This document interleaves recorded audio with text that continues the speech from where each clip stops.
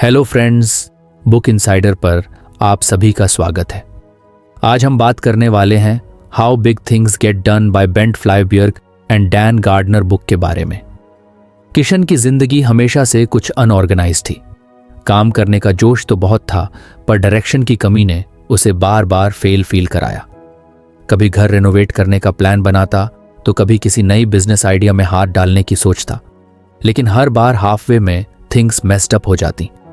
उसे हमेशा लगता शायद मेरी किस्मत ही खराब है। एक दिन उसकी दोस्त रिया उससे मिलने आई। रिया ने देखा कि किशन फिर से फ्रस्ट्रेटेड और लॉस्ट लग रहा था। उसने पूछा, क्या हुआ किशन, फिर से कोई नया प्रोजेक्ट अधूरा रह गया? किशन ने गहरी सांस लेते हुए कहा, हाँ यार, मैंने सोचा था कि घर का रेनोवेशन करूंगा। प्लान तो बड़ा ग्रैंड बनाया, पर एग्जीक्यूशन के टाइम सब गड़बड़ हो गया। बजट एक्सीड हो गया, कॉन्ट्रैक्टर्स कंफ्यूज थे और अब सब अधूरा पड़ा है। समझ नहीं आता कि क्यों हर बार ऐसा होता है। रिया ने मुस्कुराते हुए अपनी बैग से एक किताब निकाली, how big things get done, और किशन की तरफ बढ़ाई। उसने कहा, तुझे शायद ये पढ़ने की ज़रूरत है। ये किताब बड़े बड़े प्रोजेक्ट्स को सक्सेसफुली एग्जीक्यूट करने के बारे में है। इसमें एक लेसन है जो मुझे लगता है कि तेरे जैसे लोगों के लिए ही लिखा गया है। Think slow, act fast. Kishan ने किताब को क्यूरियोसिटी से देखा और कहा, क्या ये सच में हेल्प करेगी? मैंने इतनी सारी सेल्फ हेल्प बुक्स पढ़ी हैं, सब बस थ्योरीज लगती हैं। रिया ने जवाब दिया, ट्रस्ट मी, इसे पढ़, प्रैक्टिकल है और तेरी सबसे बड़ी प्रॉब्लम यहीं सॉल्व होगी। प्रोजेक्ट्स रॉन्ग स्टार्ट लेते हैं, ये तुझे बताएगी कि स्टार्ट सही कैसे लेना है। उस रात किशन ने किताब पढ़ना शुरू किया। पहले चैप्टर में ही उसे एक पावरफुल लाइन दिखी, projects don't go wrong, they start wrong.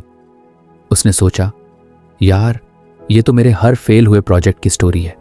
मैं हमेशा जल्दी में रहता हूं, सोचता हूं कि जितनी जल्दी काम शुरू होगा उतनी जल्दी खत्म होगा, पर यह गलत है। किताब पढ़ते पढ़ते किशन को समझ में आया कि प्लानिंग फेज को अंडर एस्टिमेट करना उसकी सबसे बड़ी मिस्टेक रही है। उसने हमेशा सोचा कि एग्जीक्यूशन ही सबसे इंपॉर्टेंट है, लेकिन किताब कहती थी कि जो प्रोजेक्ट फेल होता है उसकी जड़ प्लानिंग स्टेज में होती है।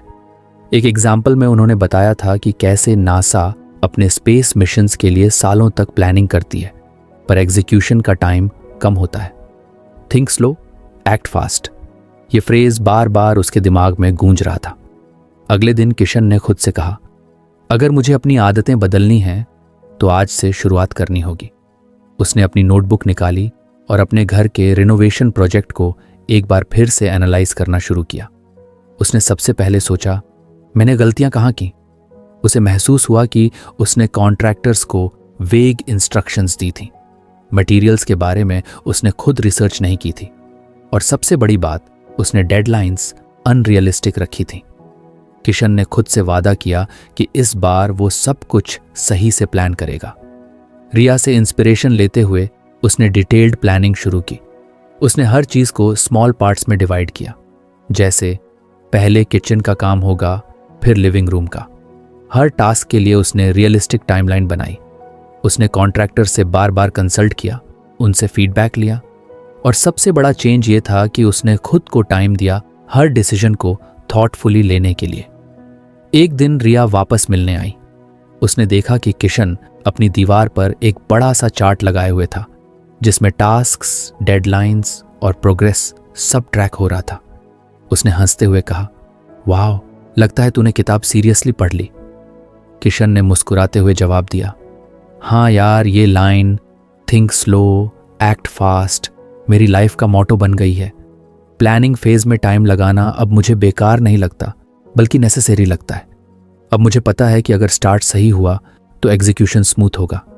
रिया ने पूछा, तो अब रेनोवेशन प्रोजेक्ट कैसा चल रहा है? किशन ने उत्साह से कहा, सही दिशा में। कॉन्ट्रैक्टर्स अब कंफ्यूज नहीं है, बजट भी अंडर कंट्रोल है और प्रोग्रेस भी विजिबल है। जो पहले हर दिन स्ट्रेस का सोर्स था, वो अब एक्साइटमेंट का सोर्स बन गया है। पर कहानी यहां खत्म नहीं हुई थी। रेनोवेशन प्रोजेक्ट से इंस्पायर्ड होकर किशन ने अपने करियर और पर्सनल लाइफ में भी इस प्रिंसिपल को अप्लाई करने की सोची। उसने अपनी गलतियों को एनालाइज करना शुरू किया और देखा कि सिर्फ प्रोजेक्ट्स ही नहीं, बल्कि रिलेशनशिप्स और पर्सनल गोल्स भी अच्छे प्लानिंग और एग्जीक्यूशन की मांग करते हैं। उसने सोचा, अगर ये प्रिंसिपल एक रेनोवेशन प्रोजेक्ट को ट्रांसफॉर्म कर सकता है तो मेरी पूरी लाइफ क्यों नहीं? कहानी यहीं रुकती है, क्योंकि किशन की जर्नी अभी शुरू हुई है। उसने तो बस पहला लेसन सीखा है। उसे अब इस किताब के और लेसन्स एक्सप्लोर करने हैं और खुद को एक डिसिप्लिन्ड, थॉटफुल पर्सन बनाना है। किशन अब अपने घर के रेनोवेशन प्रोजेक्ट में पूरी तरह इन्वॉल्व था। थिंक स्लो, एक्ट फास्ट का प्रिंसिपल उसने इतनी इफेक्टिवली अप्लाई किया था कि हर चीज प्लान के हिसाब से स्मूथली चल रही थी। वो इस बदलाव से काफी खुश था और खुद को पहले से ज्यादा कॉन्फिडेंट महसूस कर रहा था। लेकिन रेनोवेशन का काम खत्म होने से पहले ही उसे लगा कि किताब में आगे क्या लिखा है ये भी देखना चाहिए। उसने किताब खोली और अगला चैप्टर पढ़ना शुरू किया, अंडरस्टैंड योर ऑड्स। ये चैप्टर शुरू ही एक शॉकिंग स्टैटिस्टिक के साथ हुआ था। अगर आपको हमारी फ्री समरी अच्छी लगती है तो आप हमारे चैनल को सब्सक्राइब कर सकते हैं, हमारी मेंबरशिप खरीद सकते हैं या हमें यूपीआई के थ्रू सपोर्ट कर सकते हैं। अब समरी पर वापस चलते हैं। Only 0.5% of mega projects are under budget and on time. Kishan ने ये लाइन दोबारा पढ़ी। उसे यकीन नहीं हुआ। उसने खुद से कहा, यार अगर इतने बड़े बड़े प्रोजेक्ट्स इतने रेयर होते हैं सक्सेसफुल होने में, तो मेरा छोटा सा रेनोवेशन प्रोजेक्ट कैसे स्मूथ जा रहा है। फिर उसने चैप्टर को ध्यान से पढ़ना शुरू किया।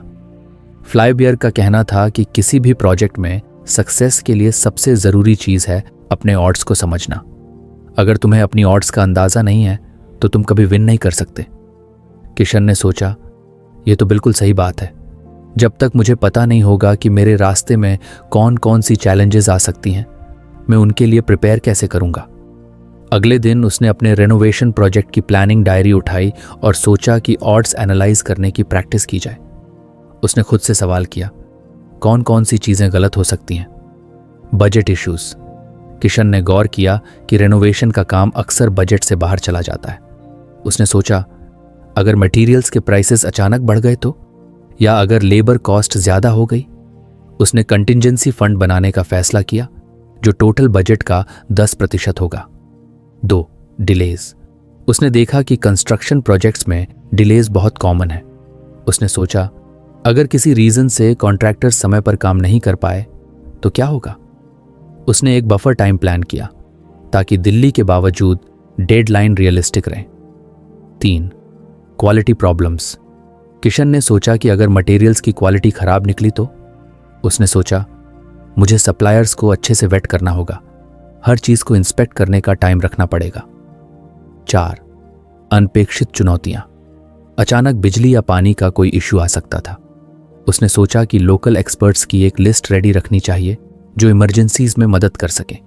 जैसे जैसे किशन अपने ऑड्स को एनालाइज कर रहा था, उसे एहसास हुआ कि ये प्रोसेस न सिर्फ उसे रिस्क्स के लिए प्रिपेयर कर रहा है, बल्कि उसे अपने प्रोजेक्ट के हर छोटे डिटेल को समझने का मौका भी दे रहा है।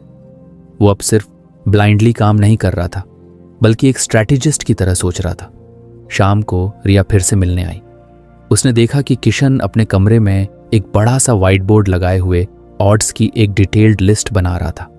रिया ने मुस्कुराते हुए पूछा, अरे भाई, ये क्या नया प्रोजेक्ट शुरू कर दिया? किशन ने एक्साइटेड होकर कहा, रिया, तूने जो किताब दी थी ना, वो मेरी लाइफ बदल रही है। मैंने अगले चैप्टर में सीखा है कि ऑड्स समझना कितना जरूरी है। तू सोच, अगर मुझे रेनोवेशन में आने वाले रिस्क्स का पता ही नहीं होता तो मैं उनसे कैसे डील करता। रिया ने इम्प्रेस्ड होकर कहा, वाह किशन, अब तो तू स्मार्ट लग रहा है। पहले तो तू बस भाग दौड़ में रहता था, अब लग रहा है जैसे तू प्लानिंग और एग्जीक्यूशन का मास्टर बन रहा है। किशन ने हंसते हुए कहा, थैंक्स, पर यह सब उस किताब की वजह से है। और हाँ, मैंने एक और चीज समझी। ऑड्स समझने का मतलब ये नहीं कि मैं सिर्फ प्रॉब्लम्स पर फोकस करूं। इसका मतलब है कि मुझे रियलिस्टिक एक्सपेक्टेशंस रखनी चाहिए। अगर मैं सोचूं कि मेरा प्रोजेक्ट 100% परफेक्ट होगा तो मैं खुद को फेलियर के लिए सेट कर रहा हूं। रिया ने सिर हिलाते हुए कहा, एग्जैक्टली। अगर हर बड़ा प्रोजेक्ट सिर्फ 0.5% केस में ही अंडर बजट और ऑन टाइम होता है तो ये तो क्लियर है कि परफेक्शन की बजाय प्रिपरेशन पर फोकस करना चाहिए। किशन ने कहा, यार मैं पहले हमेशा सोचता था कि चैलेंजेस आना फेलियर का सिग्नल है, लेकिन अब समझ में आया कि चैलेंजेस को पहले से प्रिडिक्ट और प्रिपेयर करना ही असली सक्सेस है। और ऑड्स एनालाइज करने से मुझे ये कॉन्फिडेंस आ रहा है कि अगर कुछ गलत भी हुआ तो मैं उसे हैंडल कर लूंगा। रेनोवेशन प्रोजेक्ट तो स्मूथली चल रहा था, लेकिन किशन की माइंडसेट में जो बदलाव आ रहा था वो कहीं ज़्यादा इंपॉर्टेंट था। उसने महसूस किया कि ऑड्स को समझने की हैबिट सिर्फ प्रोजेक्ट्स में नहीं बल्कि लाइफ के हर एरिया में काम आ सकती है। उदाहरण के तौर पर उसने अपने करियर पर गौर किया। वो अक्सर इम्पल्सिव डिसीजंस लेता था, बिना सोचे कि उन डिसीजंस के क्या रिजल्ट्स हो सकते हैं। उसने सोचा, अगर मैं करियर में भी ऑड्स एनालाइज करने लगूं तो शायद बेटर डिसीजंस ले सकूं। किशन ने अपने पिछले करियर फेलियर्स को देखा और उनमें कॉमन पैटर्न्स ढूंढने की कोशिश की। उसने पाया कि उसने हर बार बिना प्रॉपर रिसर्च के न्यू अपॉर्चुनिटीज में जंप किया था। उसे हमेशा लगता था कि बस जल्दी से काम शुरू करो, बाकी सब अपने आप ठीक हो जाएगा। लेकिन अब वो समझ चुका था कि बिना ऑड्स को समझे कोई भी डिसीजन लेना मतलब खुद को मुश्किल में डालना है। अब किशन ने अपने रेनोवेशन प्रोजेक्ट को और बड़े पर्सपेक्टिव से देखना शुरू किया। उसे लगा कि यह प्रोजेक्ट उसके लिए सिर्फ एक फिजिकल बदलाव नहीं था, बल्कि उसकी सोच और हैबिट्स को भी बदल रहा था। वो खुद को पहले से ज्यादा ऑर्गेनाइज्ड, फोकस्ड और काल्म महसूस कर रहा था। कहानी अभी खत्म नहीं हुई थी। किशन ने किताब का अगला चैप्टर पढ़ने की तैयारी कर ली थी, क्योंकि उसे पता था कि हर नए लेसन से वो अपनी लाइफ को और बेटर बना सकता है। रेनोवेशन तो बस एक शुरुआत थी, असली ट्रांसफॉर्मेशन तो अब शुरू हो रहा था। किशन के घर का रेनोवेशन अब अपनी गति पकड़ चुका था। थिंक स्लो, एक्ट फास्ट और अंडरस्टैंड योर ऑड्स के लेसन्स ने उसे एक ऐसी क्लैरिटी दी थी जो पहले कभी नहीं मिली थी। अब हर टास्क ऑर्गेनाइज था, हर चैलेंज एंटिसिपेटेड था और वो खुद को पहले से कहीं ज्यादा प्रिपेयर्ड महसूस कर रहा था। लेकिन किशन को पता था कि लर्निंग प्रोसेस यहीं खत्म नहीं हो सकती। उसने किताब का अगला चैप्टर पढ़ने का फैसला किया। उसने पेज पलटे और उसके सामने एक नई कॉन्सेप्ट आया, थिंक राइट टू लेफ्ट। उसने पढ़ा, शुरुआत अपने लक्ष्य से करें और फिर वह कदम ढूंढें जो उन्हें वहां पहुंचा सकते हैं। Developing a clear understanding of the goal and why and never losing sight of it from beginning to end is critical. Kishan ने किताब को कुछ देर के लिए बंद किया और सोचा। उसे याद आया कि जब उसने रेनोवेशन शुरू किया था तब गोल उतना क्लियर नहीं था। वो बस इतना चाहता था कि घर अच्छा दिखे, लेकिन अच्छा क्या था उसे खुद पता नहीं था। उसने अपने वेग गोल की वजह से पहले भी कितनी परेशानियां झेली थीं। इस बार उसने खुद से कहा, अगर मुझे सच में सक्सेसफुल होना है तो मुझे अपना गोल क्रिस्टल क्लियर करना होगा। वो अपने स्टडी डेस्क पर बैठ गया और एक ब्लैंक शीट निकाली। उसने लिखा, what is my ultimate goal for this renovation. फिर उसने सोचना शुरू किया। वो चाहता था कि उसका घर ऐसा हो जहां वो खुद को कंफर्टेबल और इंस्पायर्ड महसूस करे। वो चाहता था कि हर रूम एक स्पेसिफिक पर्पस सर्व करे। उसने डिटेल में लिखा, एक लिविंग रूम रिलैक्सेशन और गेस्ट होस्टिंग के लिए एक इविटिंग स्पेस। 2 किचन फंक्शनल और मॉडर्न डिजाइन जो कुकिंग को आसान और एंजॉयबल बनाए। 3 बेडरूम पीसफुल और काल्म एनवायरनमेंट जहां स्ट्रेस फ्री सो सकूं। 4 वर्क स्पेस एक प्रोडक्टिव एरिया जहां बिना डिस्ट्रैक्शन के काम कर सकूं। जब उसने ये लिख लिया तो उसे महसूस हुआ कि रेनोवेशन सिर्फ एस्थेटिक इंप्रूवमेंट का प्रोजेक्ट नहीं था, ये उसकी लाइफस्टाइल को सपोर्ट करने का एक तरीका था। अगला स्टेप था राइट टू लेफ्ट थिंकिंग को अप्लाई करना। किशन ने सोचा, अब जब गोल क्लियर है तो मुझे ये समझना होगा कि वहां तक पहुंचने के लिए क्या क्या स्टेप्स चाहिए। उसने हर रूम के लिए स्पेसिफिक टास्क्स और माइलस्टोन्स डिफाइन किए। लिविंग रूम के लिए फर्नीचर और कलर स्कीम डिसाइड करना, प्रॉपर लाइटिंग का अरेंजमेंट, कंफर्ट और स्टाइल को बैलेंस करना। किचन के लिए स्टोरेज स्पेस मैक्सिमाइज करना, हाई क्वालिटी अप्लायंसेस का सिलेक्शन, ड्यूरेबल और अट्रैक्टिव मटेरियल्स का यूज। बेडरूम के लिए मिनिमलिस्ट और cosy design, noise reducing materials, proper ventilation और लाइटिंग। वर्कस्पेस के लिए ergonomic furniture, distraction free layout, inspirational decor. Kishan ने हर स्टेप को टाइमलाइन में फिट किया। इस बार वो रैंडमली टास्क्स शुरू नहीं कर रहा था। हर स्टेप लॉजिकली और सिस्टमैटिकली उसके अल्टीमेट गोल की तरफ ले जा रहा था। शाम को रिया वापस मिलने आई। उसने देखा कि किशन के स्टडी टेबल पर एक डिटेल्ड प्लान पड़ा था। उसने मजाक करते हुए कहा, अरे तू अब आर्किटेक्ट बन गया है क्या? किशन ने हंसते हुए कहा, नहीं यार, पर अब मुझे पता चल गया है कि गोल क्लियर होना कितना जरूरी है। पहले मैं बस काम शुरू कर देता था बिना ये सोचे कि एंड रिजल्ट क्या चाहिए, लेकिन अब हर स्टेप का पर्पस क्लियर है। ये किताब की वजह से है। रिया ने क्यूरियस होकर पूछा, तो अब गोल क्या है? किशन ने उसे अपना प्लान दिखाया और बताया कि कैसे हर रूम का डिजाइन उसकी ज़रूरतों और प्रेफरेंसेस को रिफ्लेक्ट करेगा। उसने कहा, अब मुझे पता है कि मेरा घर मुझे कैसा फील कराना चाहिए। हर रूम मेरे लिए काम करेगा और ये क्लैरिटी मुझे पहले नहीं थी। रिया ने इम्प्रेस्ड होकर कहा, वाह, ये तो लगता है कि तेरी लाइफ के हर एरिया में काम आ सकता है, सिर्फ रेनोवेशन में नहीं, तेरे करियर, रिलेशनशिप्स, हर जगह। किशन ने सिर हिलाते हुए कहा, एग्जैक्टली, मैं सोच रहा हूं कि करियर के लिए भी ये सेम प्रिंसिपल अप्लाई करूं। मुझे पहले ये सोचना होगा कि मेरी अल्टीमेट सक्सेस कैसी दिखती है और फिर वहां पहुंचने के स्टेप्स प्लान करने होंगे। अगले दिन किशन ने अपने करियर गोल्स पर काम करना शुरू किया। उसने खुद से पूछा, what is my ultimate career goal? उसे पहले ये वेग लगता था, लेकिन अब उसने इसे स्पेसिफिक बना दिया। फिनेंशियल फ्रीडम, ऐसा इनकम सोर्स जो सस्टेनेबल और कंसिस्टेंट हो। स्किल मास्टरी, अपनी फील्ड में एक्सपर्ट बनना। वर्क लाइफ बैलेंस, ऐसा करियर जहां स्ट्रेस कम हो और सेटिस्फैक्शन ज्यादा। फिर उसने right to left thinking apply किया। उसने सोचा, अगर मुझे फाइनेंशियल फ्रीडम चाहिए तो मुझे कौन कौन से स्टेप्स लेने होंगे। उसने छोटे माइलस्टोन बनाए, जैसे मासिक बचत और निवेश को ट्रैक करना, अपनी वर्तमान स्किल्स को सुधारना, एक साइड बिजनेस शुरू करना। जैसे जैसे उसने अपने करियर गोल्स को डिटेल में प्लान किया, उसे महसूस हुआ कि अब उसकी लाइफ रैंडम डिसीजंस का कलेक्शन नहीं थी।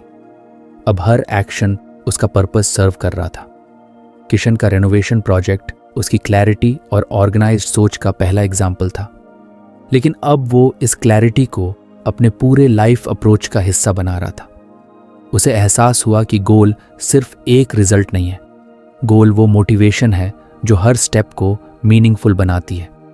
कहानी यहीं रुकती है, क्योंकि किशन का ट्रांसफॉर्मेशन अभी पूरा नहीं हुआ है। उसने किताब का एक और पावरफुल लेसन सीखा है और अब वो ईगरली आगे बढ़ने को तैयार है। किशन के घर का रेनोवेशन अब अपने अगले चरण में पहुंच चुका था। थिंक राइट टू लेफ्ट के लेसन ने उसे एक नई क्लैरिटी दी थी और उसने अपने गोल्स को इतने क्लियर तरीके से डिफाइन किया था कि अब हर कदम पर्पस ड्रिवन लग रहा था। लेकिन रेनोवेशन के दौरान किशन को एक और चैलेंज महसूस हुआ। एग्जीक्यूशन लेवल पर कुछ चीजें स्मूथली नहीं चल रही थी। कारपेंटर, पेंटर और प्लम्बर, हर कोई अपने अपने हिस्से का काम कर रहा था, लेकिन कोऑर्डिनेशन की कमी के कारण डिलेज हो रहे थे। कभी मटेरियल्स टाइम पर नहीं पहुंचते, तो कभी वर्कर्स आपस में कम्युनिकेशन को लेकर फ्रस्ट्रेटेड हो जाते। किशन ने समझा कि यह प्रॉब्लम सिर्फ प्लान की नहीं थी, बल्कि एग्जीक्यूशन के ह्यूमन एस्पेक्ट की थी। उस रात उसने किताब के अगले चैप्टर पर नजर डाली। अगला लेसन था बी अ टीम मेकर। उसमें लिखा था, आपको सफल होने के लिए हम की जरूरत है। परियोजना नेताओं को काम करने वालों की सुननी चाहिए और उन्हें वह देना चाहिए जो उन्हें सुरक्षित, आरामदायक और अच्छा काम करने के लिए चाहिए। किशन ने सोचा, शायद मेरी सबसे बड़ी गलती यही है। मैं अपना फोकस सिर्फ प्लान्स और टास्क्स पर रख रहा हूं, लेकिन असली काम तो ये लोग कर रहे हैं। अगर मैं इन्हें नहीं समझूंगा तो कोई भी प्लान सक्सेसफुल नहीं होगा। अगले दिन किशन ने साइट पर जाते ही सबको गैदर किया। उसने कहा, गाइस, मैं जानता हूं कि हम सब बहुत मेहनत कर रहे हैं, लेकिन कुछ चीजें स्मूथ नहीं चल रही हैं। मैं चाहता हूं कि हम एक टीम की तरह काम करें। मुझे बताओ, तुम्हें क्या चाहिए ताकि तुम्हारा काम आसान और बेहतर हो सके। पहले तो वर्कर्स थोड़े हेजिटेंट थे, लेकिन फिर धीरे धीरे सबने अपनी बात रखनी शुरू की। पेंटर ने कहा, हमारे पास सही ब्रशेस और इक्विपमेंट नहीं है। जो मटेरियल हमें दिया गया है वो टाइम कंज्यूमिंग है। प्लम्बर ने शिकायत की, पाइप्स की डिलीवरी लेट हो रही है, जिसकी वजह से मेरा काम रुक जाता है। कारपेंटर ने कहा, काम एरिया इतना स्कैटर्ड है कि हमें बार बार टूल्स कलेक्ट करने में टाइम लगता है। किशन ने सबकी बातें ध्यान से सुनी और अपने नोटबुक में लिखी। उसने खुद से कहा, अगर मैं इनकी प्रॉब्लम्स को सॉल्व कर दूं तो ये अपना काम और एफिशिएंटली कर पाएंगे। उस दिन किशन ने खुद एक्शन लिया। उसने सप्लायर्स से बात की और मटेरियल्स की टाइमली डिलीवरी का प्रॉमिस लिया। उसने वर्कर्स के लिए अपडेटेड टूल्स और इक्विपमेंट का अरेंजमेंट किया। उसने साइट पर एक सेंट्रलाइज्ड टूल स्टेशन बनवाया ताकि किसी को टूल्स ढूंढने के लिए भटकना ना पड़े। लेकिन किशन यहीं नहीं रुका। उसने सोचा, सिर्फ काम आसान बनाना ही काफ़ी नहीं है, मुझे एक ऐसा एनवायरनमेंट क्रिएट करना होगा जहां ये लोग इंस्पायर्ड और वैल्यूड महसूस करें। किशन ने अगले दिन लंच ब्रेक के दौरान सबको एक जगह बुलाया। उसने कहा, मैं जानता हूं कि रेनोवेशन प्रोजेक्ट्स टफ होते हैं और मैंने कई बार अपनी तरफ से कम्युनिकेशन को इग्नोर किया, लेकिन अब मैं चाहता हूं कि हम सब एक टीम की तरह काम करें। हम एक दूसरे को सपोर्ट करेंगे और हर किसी का काम इक्वली इंपॉर्टेंट होगा। उसने एक कैजुअल और फ्रेंडली एटमॉस्फेयर क्रिएट करने की कोशिश की। उसने सबके काम की तारीफ की और कहा, आप लोग एक्सपर्ट्स हो, मैं आपसे सीखना चाहता हूं। अगर कोई इशू हो तो मुझे बताओ, हम मिलकर सॉल्व करेंगे। धीरे धीरे वर्कर्स का एटीट्यूड चेंज होने लगा। अब वे अपनी बात खुलकर रखने लगे। उन्होंने खुद भी इंप्रूवमेंट के आइडियाज देने शुरू कर दिए। जैसे पेंटर ने सजेस्ट किया कि अगर बेस कोट के लिए स्प्रे पेंटिंग यूज की जाए तो टाइम बचेगा। प्लम्बर ने बताया कि अगर किशन उन्हें प्लम्बिंग प्लान पहले से डिटेल में दे दे तो वो मटेरियल की रिक्वायरमेंट पहले से कैलकुलेट कर सकते हैं। कारपेंटर ने ऑफर किया कि वो खुद से कुछ कस्टमाइजेशन आइडियाज सजेस्ट कर सकता है जो डिजाइन को एनहांस करेंगे। किशन ने महसूस किया कि जब उसने सबको सुनने और उनके आइडियाज को रिस्पेक्ट देने की शुरुआत की तो हर कोई ज्यादा इन्वेस्टेड महसूस करने लगा। अब यह सिर्फ किशन का प्रोजेक्ट नहीं था, ये हमारा प्रोजेक्ट बन गया था। एक दिन रिया साइट पर आई। उसने देखा कि वहां का माहौल कंप्लीटली बदल चुका था। वर्कर्स रिलैक्स्ड और फोकस्ड लग रहे थे। सब एक दूसरे के साथ कोलैबोरेट कर रहे थे। रिया ने किशन से पूछा, यह मैजिक कैसे हुआ? किशन ने मुस्कुराते हुए कहा, मैजिक नहीं, बस टीम वर्क है। मैंने समझा कि एक लीडर का काम सिर्फ ऑर्डर्स देना नहीं है, उसे अपनी टीम की बात सुननी पड़ती है और उन्हें वो देना होता है जो उन्हें सफल होने के लिए चाहिए। रिया ने कहा, यार, ये प्रिंसिपल तो हर जगह काम करता है, रिलेशनशिप्स में, ऑफिस में, हर जगह। अगर लोग वैल्यूड और सपोर्टेड फील करें तो वो अपना बेस्ट देते हैं। किशन ने कहा, एग्जैक्टली। पहले मैं बस रिजल्ट्स पर फोकस कर रहा था, अब मुझे समझ में आया है कि रिजल्ट्स तभी मिलते हैं जब प्रोसेस सही हो, और प्रोसेस तभी सही होता है जब लोग मोटिवेटेड हों। किशन ने साइट पर एक और चेंज किया। उसने हर हफ्ते वर्कर्स के साथ शॉर्ट फीडबैक सेशंस रखना शुरू किया। वो उनसे पूछता, क्या ठीक चल रहा है, क्या सुधार कर सकते हैं। ये सेशंस कैजुअल होते थे, लेकिन उनका इम्पैक्ट बहुत बड़ा था। धीरे धीरे वर्कर्स ने रेनोवेशन को सिर्फ एक जॉब के तौर पर देखना बंद कर दिया। अब वे इसे अपना प्रोजेक्ट मानने लगे। उनकी प्रोडक्टिविटी बढ़ गई और एरर्स कम हो गए। कुछ ही हफ्तों में रेनोवेशन का प्रोग्रेस बहुत विजिबल था। हर रूम का स्ट्रक्चर और डिजाइन क्लियर होने लगा। किशन खुद अमेज्ड था कि यह सब कैसे स्मूथली चल रहा है। उसने सोचा, अगर मैंने ये लेसन पहले सीखा होता तो शायद इनिशियल डिलेज अवॉइड हो जाते। उस रात किशन ने किताब को फिर से खोला। उसने सोचा, मैंने जो सीखा है वो सिर्फ रेनोवेशन के लिए नहीं है, मैं इसे अपनी लाइफ में भी अप्लाई कर सकता हूं। उसने अपने पर्सनल और प्रोफेशनल रिलेशनशिप्स के बारे में सोचा। उसे याद आया कि ऑफिस में उसकी एक टीम प्रोजेक्ट पर काम कर रही थी, लेकिन वो कभी एक्टिवली इन्वॉल्व नहीं होता था। उसने तय किया कि अब वो अपनी टीम के मेंबर्स के साथ भी इस प्रिंसिपल को अप्लाई करेगा। अगले दिन उसने अपने ऑफिस की टीम के साथ मीटिंग रखी। उसने सबको कहा, गाइस, मैं चाहता हूं कि हम एक ओपन डिस्कशन करें। मुझे बताओ आपको क्या चाहिए ताकि आप अपना बेस्ट दे सको। जैसे रेनोवेशन टीम के साथ हुआ था, वैसे ही ऑफिस टीम के मेंबर्स ने भी अपनी इश्यूज और आइडियाज ओपनली शेयर किए। किशन ने उन पर एक्शन लिया और देखा कि ऑफिस का एनवायरनमेंट भी बदलने लगा। कहानी यहीं रुकती है, क्योंकि किशन का लर्निंग जर्नी अभी जारी है। उसने बी अ टीम मेकर के लेसन से सिर्फ अपने प्रोजेक्ट ही नहीं, अपनी सोच को भी ट्रांसफॉर्म किया है। अब वो ईगरली किताब के अगले चैप्टर पर जाने के लिए तैयार है। किशन अपने घर के रिनोवेशन में धीरे धीरे मास्टर बनता जा रहा था। हर नए लेसन के साथ वो न केवल प्रोजेक्ट मैनेजमेंट में बेहतर हो रहा था, बल्कि उसकी सोचने की क्षमता और डिसीजन मेकिंग स्किल्स भी शार्पन हो रही थी। लेकिन जैसा कि हर सफर में होता है, मुश्किलें खत्म नहीं होती। अब तक का काम अच्छा चल रहा था, उसकी टीम सिंक्रोनाइज थी और रिनोवेशन सही डायरेक्शन में जा रहा था। लेकिन एक दिन उसके कॉन्ट्रैक्टर ने एक नया सजेशन दिया। किशन भाई, कॉन्ट्रैक्टर ने कहा, किचन के प्लेटफॉर्म के लिए ग्रेनाइट की जगह इटालियन मार्बल यूज करते हैं। कुछ महंगा है लेकिन लुक जबरदस्त आएगा। किशन ने एक पल के लिए सोचा। उसने पहले ही अपने बजट से कुछ ज्यादा खर्च कर लिया था, लेकिन इटालियन मार्बल का आइडिया उसे अपीलिंग लगा। उसने मन ही मन सोचा, लग्जरी लुक आएगा और वैल्यू भी बढ़ जाएगी घर की।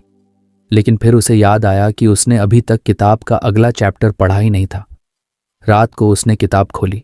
नया लेसन था, अवॉइड द कमिटमेंट फैलेसी। पढ़ते ही उसकी आंखें खुल गईं। लेसन में लिखा था, avoid a quick intuitive decision before taking a deep look into all the risks and alternatives. Strategic misrepresentation, sunk cost fallacy and bias for action often lead to poor decisions. Kishan ने खुद से कहा, यह तो मेरी करंट सिचुएशन पर बिल्कुल fit बैठता है। मैं इटालियन मार्बल को सिर्फ इसलिए चुनने की सोच रहा हूं क्योंकि वो दिखने में अच्छा लगेगा, लेकिन मैंने इसके प्रोज और कॉन्स पर प्रॉपरली सोच विचार नहीं किया। कहीं मैं संक कॉस्ट फैलेसी में तो नहीं फंस रहा। सारी रात किशन इसी बारे में सोचता रहा। उसने खुद से पूछा, क्या वाकई इटालियन मार्बल की जरूरत है या ये सिर्फ एक इम्पल्सिव डिसीजन होगा? इसका इम्पैक्ट बजट पर क्या पड़ेगा? क्या इसका कोई प्रैक्टिकल डिसएडवांटेज हो सकता है? अगले दिन साइट पर उसने कॉन्ट्रैक्टर को रोक दिया। भाई साहब, मार्बल के बारे में कुछ और रिसर्च करते हैं। बिना प्रॉपर एनालिसिस के मैं अभी इसे अप्रूव नहीं करूंगा, उसने काल्म लेकिन कॉन्फिडेंट टोन में कहा। उसके कॉन्ट्रैक्टर ने कुछ अजीब सा रिएक्शन दिया। अरे किशन भाई, इतना सोचना क्या? मार्बल लगवाओ और देखो रिजल्ट। वैसे भी रेनोवेशन में कुछ खर्च तो बढ़ता ही है। लेकिन किशन अब समझ चुका था कि ये बायस फॉर एक्शन और संक कॉस्ट फैलेसी का हिस्सा है। उसने खुद से कहा, एक बार इंपल्सिव डिसीजन लिया तो बाद में रिग्रेट का कोई फायदा नहीं होगा। किशन ने उस दिन इटालियन मार्बल के ऑल्टरनेटिव्स पर रिसर्च शुरू की। उसने मार्केट में अवेलेबल ऑप्शंस देखे और उनके रिव्यूज पढ़े। उसने कुछ एक्सपर्ट्स से सलाह ली। इस प्रोसेस में उसे समझ आया कि इटालियन मार्बल दिखने में अच्छा होता है, लेकिन ये काफ़ी महंगा था और मेंटेनेंस कॉस्ट भी ज़्यादा थी। इंडियन ग्रेनाइट के अच्छे ऑप्शंस अवेलेबल थे जो अफोर्डेबल थे और मेंटेनेंस फ्री थे। मार्बल स्लिपरी हो सकता था, खासकर किचन जैसे बिजी एरिया में। किशन को रिलीफ महसूस हुआ कि उसने इम्पल्सिव डिसीजन नहीं लिया। उसने ग्रेनाइट को सिलेक्ट किया और बजट को इंटैक्ट रखा। ये डिसीजन सिर्फ मटेरियल्स तक सीमित नहीं रहा। किशन ने महसूस किया कि कमिटमेंट फैलेसी और संक कॉस्ट फैलेसी हर जगह, हर डिसीजन मेकिंग प्रोसेस में एग्जिस्ट करती है। उसने अपनी बाकी चॉइसेस पर भी नजर डाली। उसे याद आया कि उसने लिविंग रूम में वॉलपेपर लगाने का प्लान किया था, लेकिन वो वॉलपेपर इतना एक्सपेंसिव था कि उसने बजट को एडजस्ट करने के लिए बाकी जगहों पर कॉम्प्रोमाइज कर लिया था। उसने सोचा, क्या मैं वॉलपेपर के साथ भी यही गलती कर रहा हूं? उसने अपनी सोच का पैटर्न बदला और वॉलपेपर को रिकंसिडर किया। उसने पेंट के कुछ प्रीमियम ऑप्शंस देखे और पाया कि ये ना सिर्फ कॉस्ट इफेक्टिव थे बल्कि ज्यादा ड्यूरेबल भी थे। उसने वॉलपेपर को रिजेक्ट कर दिया और पेंट को अप्रूव कर दिया। एक दिन रिया ने किशन से पूछा, तुम्हें ये सब डिसीजंस लेते वक्त कभी डर नहीं लगता कि तुम गलत हो सकते हो? किशन ने जवाब दिया, पहले लगता था, लेकिन अब मुझे समझ में आ गया है कि डर या प्रेशर में लिए गए डिसीजंस अक्सर गलत होते हैं। मैंने सीखा है कि कोई भी डिसीजन लेने से पहले सारे ऑप्शंस और रिस्क्स को प्रॉपरली एनालाइज करना जरूरी है। अगर जल्दबाजी करूंगा तो रिग्रेट का चांस बढ़ जाएगा, रिया ने कहा। और ये लेसन सिर्फ रेनोवेशन के लिए नहीं है, ये लाइफ के हर एस्पेक्ट में काम आएगा। किशन ने अग्री करते हुए कहा, एब्सोल्युटली, मैंने ऑफिस में भी ये नोटिस किया है। कई बार हम प्रोजेक्ट्स को शुरू करने से पहले प्रॉपर एनालिसिस नहीं करते और बाद में उन पर टाइम और मनी वेस्ट करते रहते हैं। लेकिन अब मैं सोचता हूं कि हर स्टेप को केयरफुली एग्जामिन करना कितना ज़रूरी है। टीम डायनामिक्स और लेसन का इम्पैक्ट। किशन ने अपनी टीम को भी इस लेसन का इंपॉर्टेंस समझाया। उसने सबको कहा, अगर कोई भी नया सजेशन हो तो उसे तुरंत एक्सेप्ट या रिजेक्ट मत करना। पहले एनालाइज करो, रिस्क्स और बेनिफिट्स को समझो, फिर डिसीजन लो। वर्कर्स ने भी इस अप्रोच को अपनाना शुरू कर दिया। एक दिन कारपेंटर ने एक कस्टमाइज्ड डिजाइन का आइडिया दिया। पहले टीम ने इसे अप्रूव करने का मन बना लिया था, लेकिन किशन ने कहा, रुको, पहले इस पर ब्रेनस्टॉर्मिंग करते हैं, देखते हैं कि यह प्रैक्टिकल है या नहीं। ब्रेनस्टॉर्मिंग के दौरान सबने देखा कि डिज़ाइन अच्छा तो था, लेकिन टाइम और लेबर कॉस्ट काफ़ी बढ़ा रहा था। टीम ने यूनानिमसली इसे ड्रॉप कर दिया और एक सिंपलर इफेक्टिव ऑप्शन चुना। इस तरह किशन की लीडरशिप और एनालिटिकल थिंकिंग की वजह से रिनोवेशन प्रोजेक्ट में अननेसेसरी डिलेज और खर्चों से बचा जा रहा था। किशन को रिनोवेशन के इस फेज से जो सबसे बड़ा फायदा हुआ वो था उसकी सोचने की एबिलिटी का इम्प्रूव होना। उसने देखा कि ये प्रिंसिपल उसकी पर्सनल और प्रोफेशनल लाइफ में भी कितना एप्लीकेबल था। एक दिन ऑफिस में उसकी टीम को एक नए क्लाइंट प्रोजेक्ट पर काम करना था। क्लाइंट ने एक अग्रेसिव डेडलाइन दी थी और सब लोग प्रेशर में आकर इसे एक्सेप्ट करने के लिए तैयार थे। लेकिन किशन ने अपनी टीम को रोका और कहा, गाइस, पहले इस डेडलाइन को एनालाइज करते हैं, देखते हैं कि रियलिस्टिकली हम इसे अचीव कर सकते हैं या नहीं। कहीं ऐसा ना हो कि हम संक कॉस्ट फैलेसी में फंस जाए और बीच में ही प्रोजेक्ट फेलियर हो। टीम ने पहले रिस्क्स और रिक्वायरमेंट्स का एनालिसिस किया। उन्हें समझ में आया कि डेडलाइन प्रैक्टिकली अचीवेबल नहीं थी। किशन ने क्लाइंट से नेगोशिएट करके डेडलाइन को एडजस्ट कराया और प्रोजेक्ट स्मूथ तरीके से चला। किशन ने सीखा कि डिसीजन मेकिंग एक कला है जिसे पेशेंस और लॉजिकल थिंकिंग के साथ अप्रोच करना चाहिए। रिनोवेशन प्रोजेक्ट के इस लेसन ने उसे इम्पल्सिव डिसीजन से बचना और हर चॉइस को लॉजिकली एनालाइज करना सिखा दिया था। किशन के घर का रेनोवेशन अब आखिरी चरण में था। महीनों की मेहनत और थॉटफुल डिसीजंस के बाद उसका घर उस रूप में ढल चुका था जिसे उसने अपने सपनों में देखा था। लेकिन इस जर्नी ने उसे सिर्फ एक खूबसूरत घर नहीं दिया, ये उसके सोचने, निर्णय लेने और जिंदगी को देखने के नजरिए को पूरी तरह बदल चुका था। हर लेसन जो उसने किताब lost how big things get done से सीखा ने उसे न केवल बेहतर प्रोजेक्ट मैनेजर बनाया, बल्कि एक ऐसा इंसान बनाया जो चीज़ों को गहराई से सोचता और समझता था। किशन एक शाम अपने न्यूली रेनोवेटेड लिविंग रूम में बैठा था। सामने दीवार पर उसकी किताबें सजी थीं और एक आरामदायक सोफा पर वो कॉफ़ी का कप लिए सोच रहा था। यह रेनोवेशन तो एक मेटाफोर जैसा है मेरी लाइफ का, उसने खुद से कहा। पहले लेसन ने उसे सिखाया था कि प्लानिंग में समय लगाना और एग्जीक्यूशन को तेज करना कितना ज़रूरी है। उसने महसूस किया कि यह प्रिंसिपल उसकी ज़िंदगी में हर प्रोजेक्ट और गोल के लिए एप्लीकेबल था।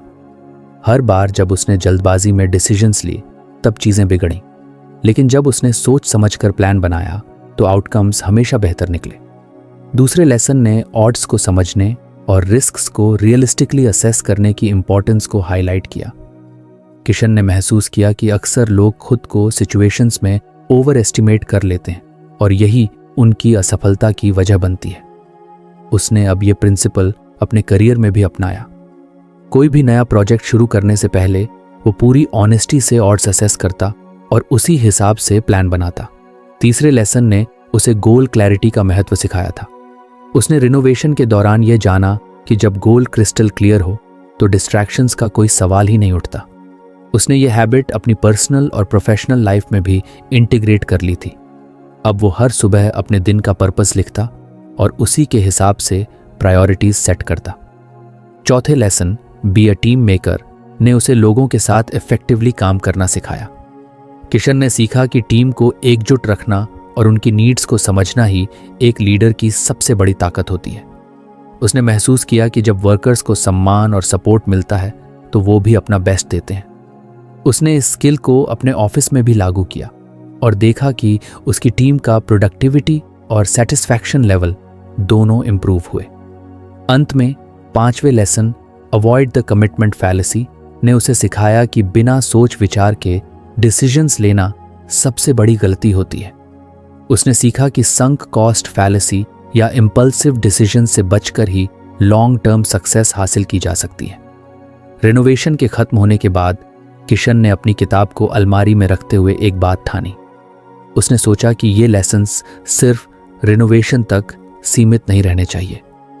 उसने अपनी वाइफ रिया से कहा, इस किताब ने मुझे बहुत कुछ सिखाया। मैं चाहता हूं कि हम इसे अपनी रोज़मर्रा की ज़िंदगी में भी इम्प्लीमेंट करें। रिया ने मुस्कुराते हुए कहा, मैंने पहले ही नोटिस कर लिया है कि तुम पहले से ज़्यादा थॉटफुल और काल्म हो गए हो। ये किताब तुम्हारे लिए एक ब्लेसिंग बन गई है। तो फ्रेंड्स, ये थी हमारी आज की बुक समरी। आपको कैसी लगी कमेंट करके ज़रूर बताएं। और धन्यवाद आपका समरी एंड तक सुनने के लिए।